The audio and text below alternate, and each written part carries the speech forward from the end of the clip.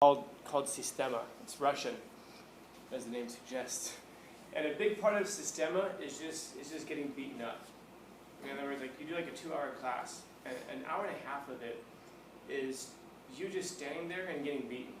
And the idea is you sit there and you breathe, and you focus, and you start to realize what it is that you're enduring.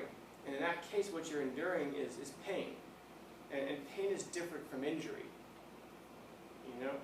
Like injury is just like, ouch, it hurts. Like if you pinch someone's arm and you sit there, this is going to hurt. But they're not going to be injured from it. You know? Long term, you'll pinch skin, they'll bleed and all that stuff, but they're going to recover.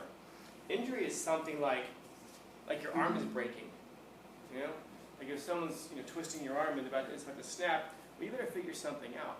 Because if your arm breaks, that's injury. And that's a whole lot worse to deal with than just pain. And the idea is you get used to pain. And then once you're used to pain, then you can learn how to start thinking through the pain so that when you suffer through it, because you will, then you're going to think clearly. And they say people do things when they're depressed or when they're angry, and they'll be like, oh, that's not who I am. I would never have done that. Well, you wouldn't have done it unless you were angry. But now that you're angry or sad or whatever, that is what you do when you feel that way.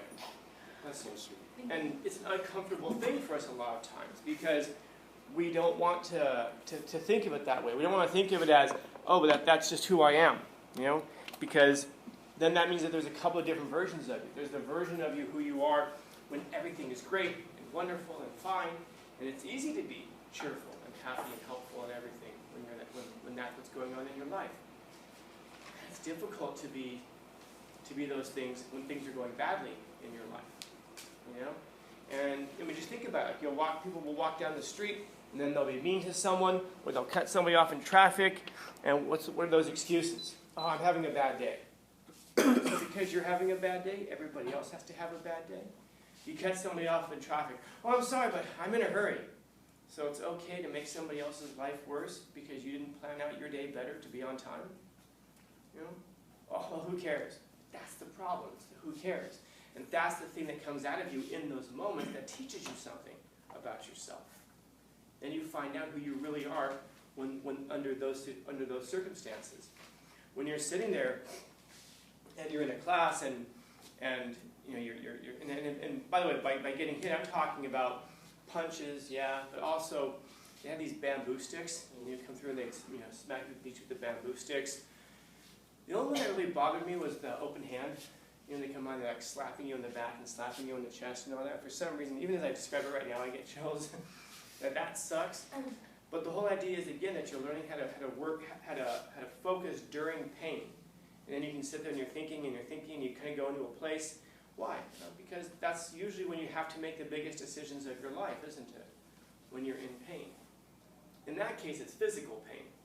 True. But emotional pain also is just as harming, actually more harming. And that's when we will oftentimes make really bad decisions. We'll be sad, we'll be depressed because things aren't going well in a certain area of our life, maybe with our significant other, and then somebody else comes along, so we cheat with them. Why? Well, because we were in a place of emotional pain. We were weak, we were this, we were that. But that's a decision that you can't walk back from. That's not something that you can ever undo and say, I've never done that before.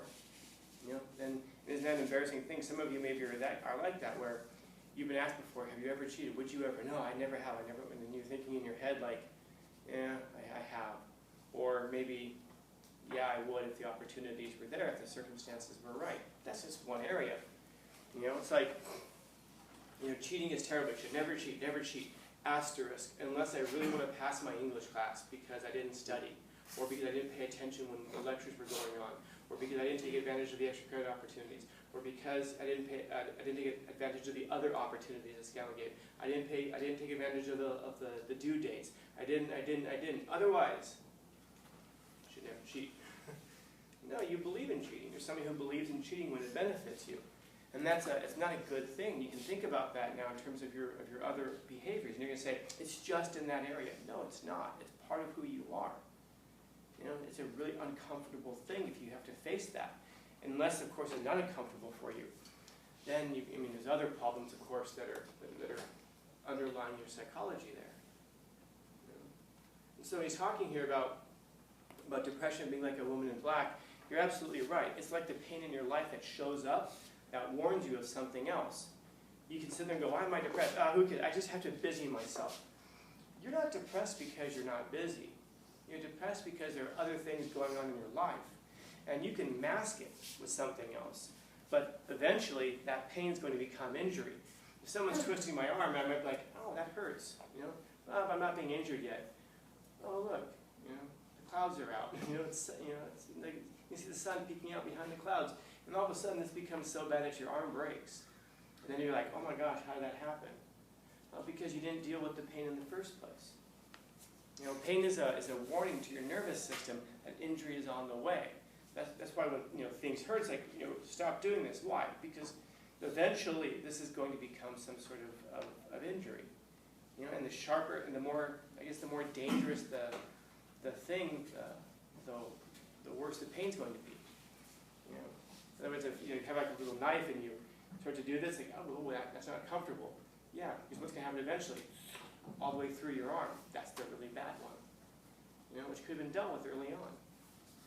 And so yeah, he's pointing out when you suffer through these things, it's revealing something about your life that you have an opportunity to address. So when you come across depression or anxiety, these kinds of things, he's saying, invite them in, treat them like a guest, find out what they, and in the last part, find out what they want to say. Again, these things are coming to us because they want to tell us something. They want it because once you can deal with the thing that's causing that, you won't have that anymore.